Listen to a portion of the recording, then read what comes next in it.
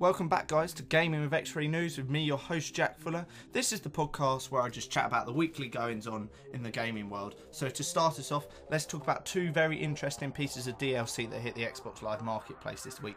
Starting with Dawnguard, and then we'll move on to the extended cut for Mass Effect 3.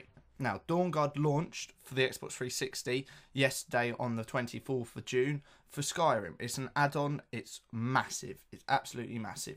Now, before I get into details concerning Dawnguard, I just want to talk about a statement made earlier in the year by IGN's very own Greg Miller. Now, he captioned Harley Quinn's Revenge, which was a piece of downloadable content for Batman Arkham City, and he captioned it as what DLC should be. And I personally had to totally disagree with him there. I want to make it clear that this isn't a personal attack on Greg Miller. I think he's extremely passionate about the video games. I think he's extremely passionate about video games, and he gets a lot of unjustified negative stick from the internet. And there are many occasions where I do agree with him, but in this case, I don't. I reviewed Harley Quinn's Revenge for X3News, and I gave it a solid 7 out of 10. It was passable.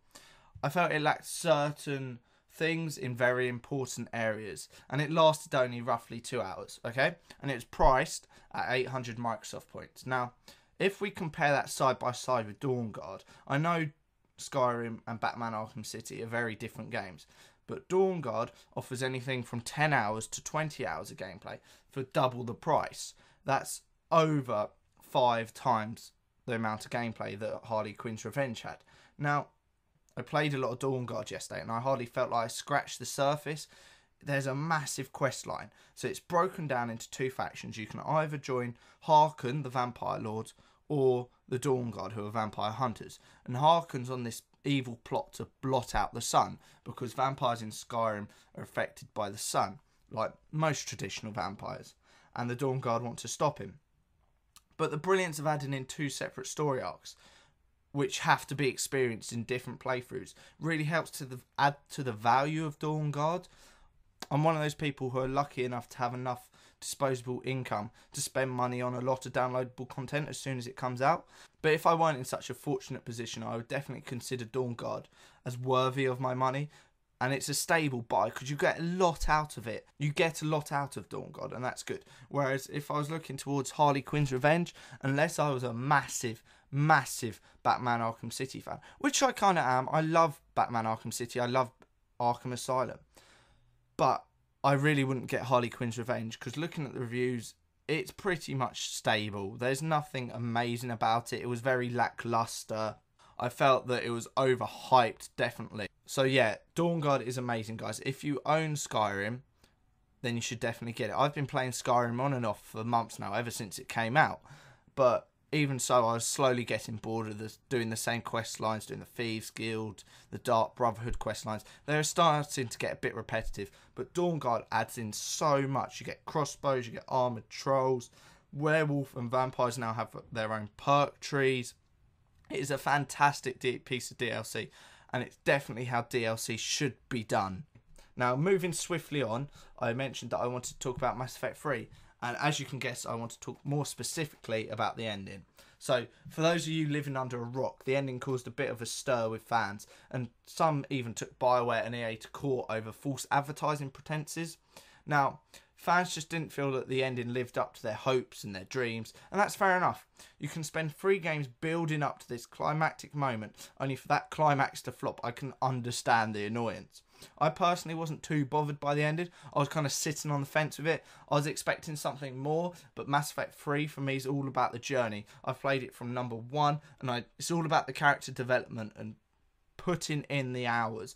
It's not really about the ending, because whatever happens, and there's nothing you can change. You can't have a meaningful ending, because those meaningful choices can't continue anywhere past the ending.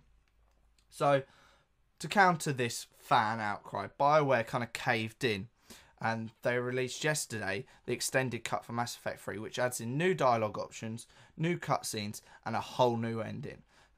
So, without dropping any spoilers, basically at the end you had 3 choices: blue, green, and red. And each one of them was kind of the same. They're pretty much very, very similar. But they add in a whole new separate ending. So the whole point of this add-on was to not change the ending, but to add more understanding and closure. BioWare have obviously wanted to address the fans that they felt were left being confused, and that's fair enough. They just wanted to add a bit more closure. I'm yet to play through the extended cut, but I'm hoping that is a job for the weekend after I get through Dawnguard. So I will definitely let you know my feelings on the extended cut in next week's podcast. So moving totally on from DLC and on to the recent E3 2012. Unfortunately, I missed most of the convention because I was on holiday in Hong Kong, but I have caught up, and I have to say this, Microsoft's conference was very, very lackluster to say the least. They really didn't have much to show. The highlight for them was the announcement of Xbox Smart Glass, which is a new way to connect your Xbox to your smartphone, your tablet and your TV. It's an interesting concept, and I really look forward to seeing what the developers do with it, but there's definitely a lack of drive in the Microsoft department. When one of your biggest announcement is the fact that Internet Explorer is coming to console when we should have had it years ago, you know you're in trouble. Or you know there's not enough energy there to really get the crowds going. They showed off some good games, but there were no exclusives apart from Halo 4 and Gears of War Judgment, which I'm funnily enough not excited for. Halo 4, yes, that's totally on my radar. It's blipping. But Gears of War Judgment just hasn't had an impact on me yet, I'm sorry to say. So they definitely need an injection of energy in the Microsoft department. But the one positive aspect of E3 were the games though. Like I've mentioned, Ubisoft shocked everyone with Watch Dogs, and games such as Star Wars 1313 and the new Tomb Raider game look really, really promising. I'm actually really looking forward to this Tomb Raider game. I've played bits of the old Tomb Raider game, but this game just looks really, really gritty, and it just looks fun, which is what I like from a game. It's almost as if we're seeing these next-gen games before we've seen next-gen consoles. Watch Dogs is meant to come out for the Xbox 360. There is no way in hell that this Xbox 360 is technically able to run a game like Watch Dogs at its best. I would rather wait for the next generation of consoles to come out so I can play Watch Dogs on that console rather than play a dumbed down version of Watch Dogs on my Xbox 360. Same with Star Wars 1313. That game looks like the mature Star Wars games that fans have been craving for ages, and it looks good. There's a shift away from Jedi Knights and lightsabers, and it's all about a bounty hunter. And if LucasArts pulls it off well, then they've done a really top draw Star Wars game. Now, unfortunately, it seems both Microsoft and Sony are being very strict and sticking to their specific console lifespans, and no doubt we'll see an announcement in 2013. But if we don't, then I think people will start getting bored and actually move on to PC gaming, because PC gamers have always had the option to upgrade whenever they want, when a new graphics card comes out, and they can always run these top-end games if you've got a decent rig. But unfortunately, if you're a console gamer, that just doesn't happen. So anyways, guys, it's a bit of a short podcast day because I got to go out and go to work. But thank you for listening. Thank you for taking the time to listen. Remember, you can always hit me up on Twitter at Jack_X3News. And remember to head over to the site, www.x3news itself, for everything that I've talked about today and more.